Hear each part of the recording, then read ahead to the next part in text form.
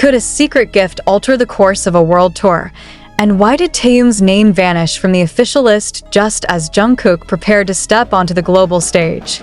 The question sounds excessive, almost academically complex, yet that is precisely where the shock lies.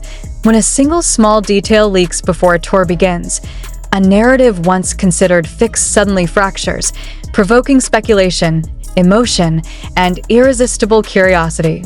What is truly being hidden? Why is there only one code from Taehyung circulating? And why is that code rumored to be the key to placing his name on the tour list, while the official announcement conspicuously omits it? Since the tour announcement reached the public, euphoria should have been the dominant emotion.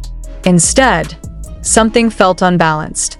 There was excitement that seemed incomplete, cheers that halted mid-breath, and one name that should have been there but was not written: Taehyung. The absence screamed louder than any presence. Why?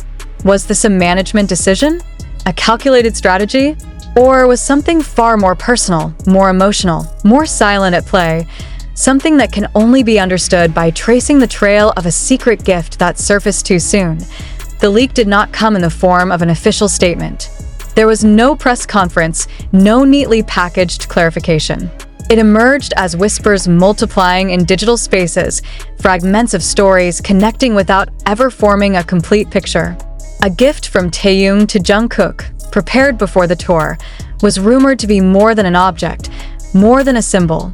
It was described as a message, a code, a marker of presence that did not need public acknowledgement. And here the paradox began. If the gift was so important, why was it hidden? If it was a code, why was there only one? And if that code determined whether Taehyung's name would appear on the tour list, why did the list itself now feel like a riddle intentionally left unsolved? Within a relationship long scrutinized by the public, Taehyung and Jungkook have often been positioned as two forces that reinforce one another. Yet relationships that grow under relentless spotlight also accumulate invisible layers.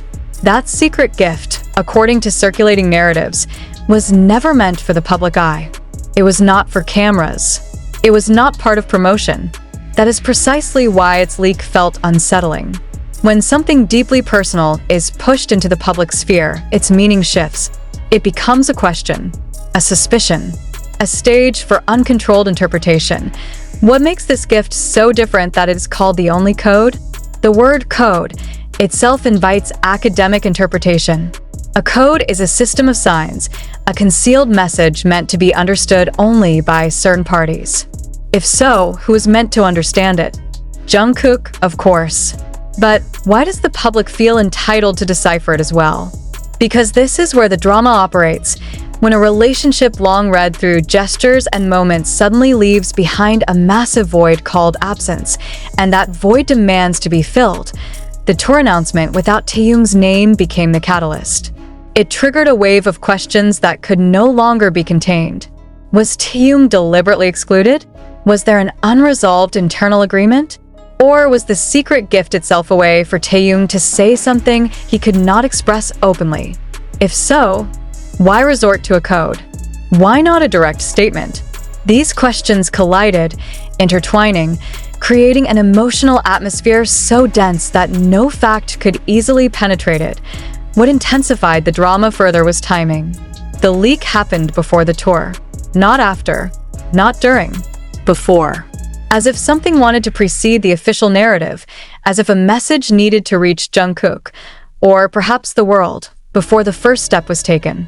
In communication studies, such timing is rarely accidental. Timing becomes the message itself. And when that message is unclear, the vacuum of meaning becomes fertile ground for speculation. Some attempted to defuse the situation with rational explanations.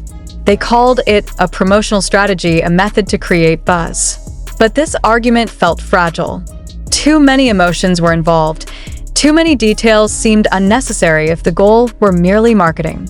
A secret gift, a single code, a missing name, these are not components of a clean promotional campaign. This was structured chaos, drama that felt far too personal to be entirely manufactured. Others interpreted it as protection. That Taehyung chose the quietest way to express support, that the gift symbolized presence without requiring public validation. But if that were the case, why did narratives emerge linking the code to the inclusion of his name on the tour list? Why did symbolic presence collide with administrative absence? Here, the conflict reached its most emotional point. Between wanting to be present and choosing to disappear, between wanting to be seen and choosing to speak through silence, Jungkook, amid all of this, became the gravitational center. He was the recipient of the gift, the interpreter of the code, and the figure whose every move was watched by millions. Every gesture was analyzed, every silence interpreted. Had he received the gift? Did he understand the code? And most haunting of all, was his response, or lack of one, directly connected to Taehyung's absence from the tour list? These questions remained unanswered, and precisely because of that, they endured. One detail persisted across all versions of the story. This was the only code from Taehyung. Not one of many, the only one. That word carried immense emotional weight. It suggested finality, urgency, sincerity. If there was only one code, it could not be dismissed as a game. It was a message meant to be understood precisely. Yet once exposed to the public, precision dissolved. All that remained was an echo. From a sociological perspective, this phenomenon reflects how fandom reads relationships not merely as personal interactions, but as collective narratives. The secret gift, though intended for one person, became communal property in the form of story. And that story grew, branched, contradicted itself. Some saw it as a sign of farewell. Others viewed it as an unfulfilled promise. Some believed it concealed conflict, while others believed it represented love too profound to display. One thing, however, is difficult to deny. Taehyung's absence from the tour announcement is not a trivial detail. In a world that thrives on precision, removing a name is a significant act. It invites questions about backstage processes, about decisions made with heavy hearts, and about compromises never publicly disclosed. If the secret gift truly exists, and if it truly is a code, then Taehyung's absence could itself be part of that message. A bitter irony. Presence through absence, as time passed, public emotion did not fade. It deepened. Each day, without clarification, felt like indirect confirmation that something truly could not be revealed. And this is where clickbait ceased to be a cheap tactic and instead became a reflection of genuine curiosity. What is truly being hidden? Why now? Why this way? These questions were not mere hooks, but expressions of sincere emotional investment. As the tour drew closer, tension intensified. The secret gift continued to be discussed as though it were an artifact holding the key to everything. Some speculated the code would be revealed on stage. Others believed it would remain a secret forever. And perhaps that is precisely the point. Not everything needs explanation. Not every message needs public translation.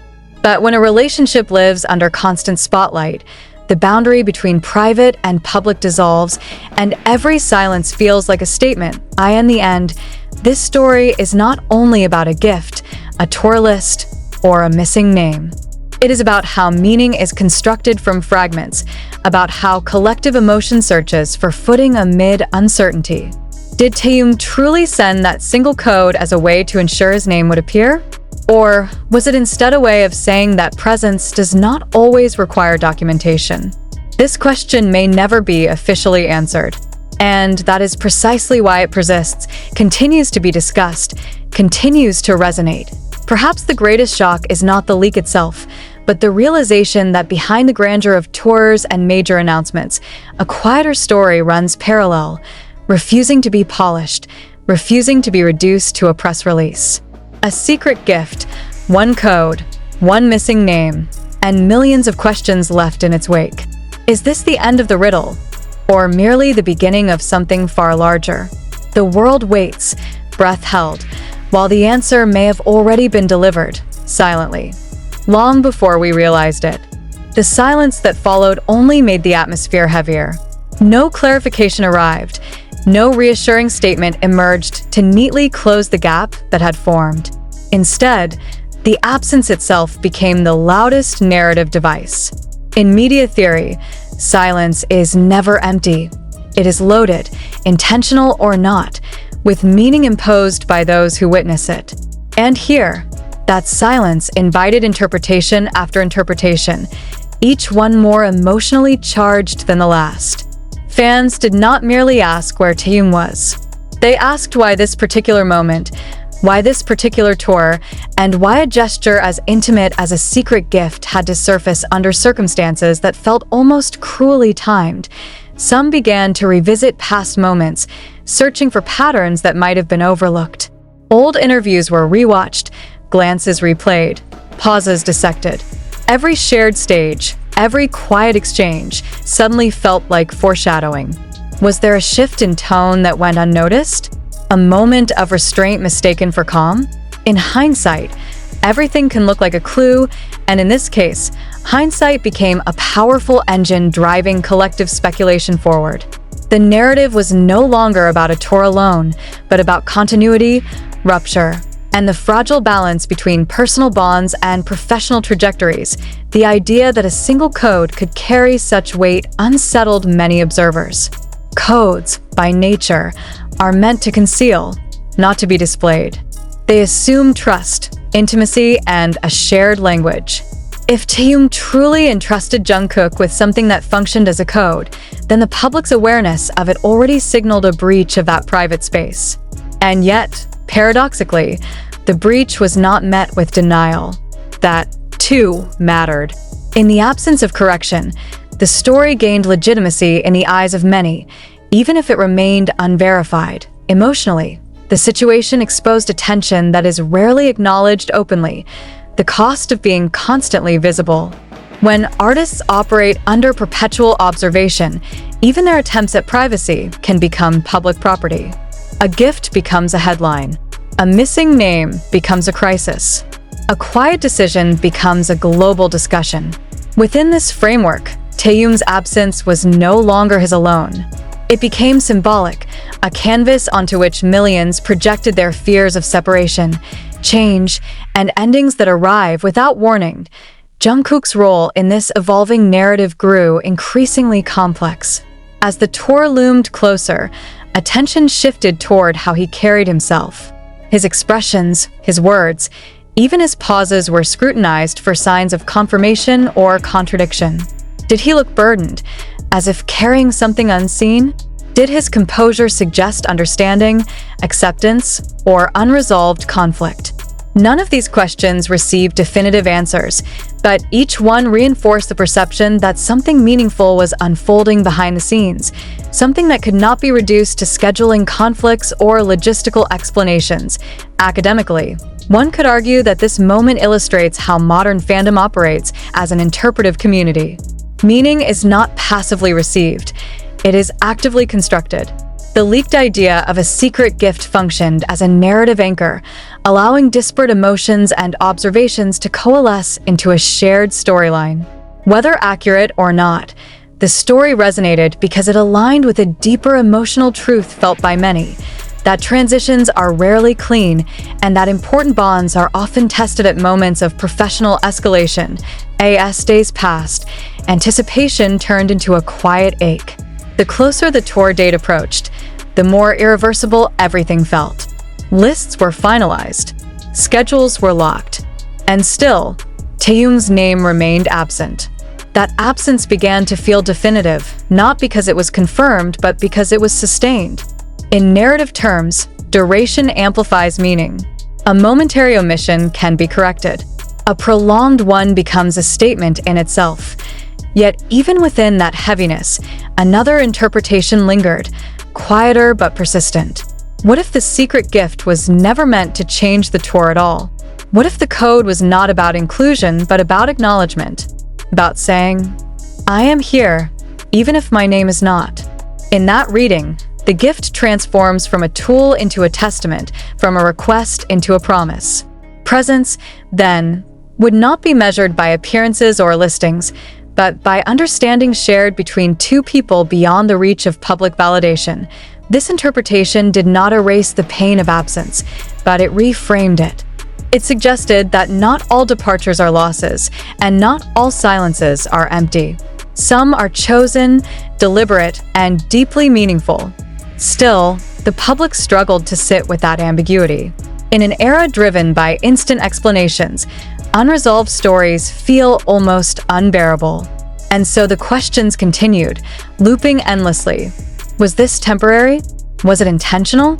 Was it protective? Or was it a sign of fracture? As the first stages of the tour finally arrived, the reality settled in. The performances moved forward, powerful and polished, yet accompanied by an undercurrent of longing that many could not ignore. Applause filled arenas, but so did unspoken questions. The secret gift, unseen and undefined, hovered over every moment like a shadow narrative, reminding everyone that what is most important is not always what is most visible. In the end, the story refused to resolve neatly. No final revelation emerged to confirm or deny the theories. And perhaps that is the most honest outcome of all. Some stories are not meant to conclude with clarity, but with resonance. The leaked gift, the single code, the missing name, all of them converged into a shared emotional experience rather than a factual conclusion. What remains is not certainty, but impact. A reminder that behind every grand announcement lies a web of human decisions, emotions, and unspoken understandings. And somewhere within that web, a gift was given, a message was sent, and a silence was chosen. Whether the world ever deciphers its true meaning may no longer matter. The fact that it moved so many already speaks louder than any official explanation ever could. What lingers after all the noise fades is a strange stillness, the kind that settles only when a story has passed its loudest peak, yet refuses to disappear. Even as the tour progresses and routines solidify, the questions do not dissolve. They simply change shape. They become quieter, more reflective, less frantic, but no less intense. Instead of asking what happened, many begin to ask what it meant. And meaning, unlike facts, is never singular. There is a growing sense that this moment marked a threshold. Not a dramatic rupture announced with clear words, but a subtle crossing from one phase into another. In cultural narratives, thresholds are often invisible until long after they are passed. Only then does one realize that something fundamental has shifted.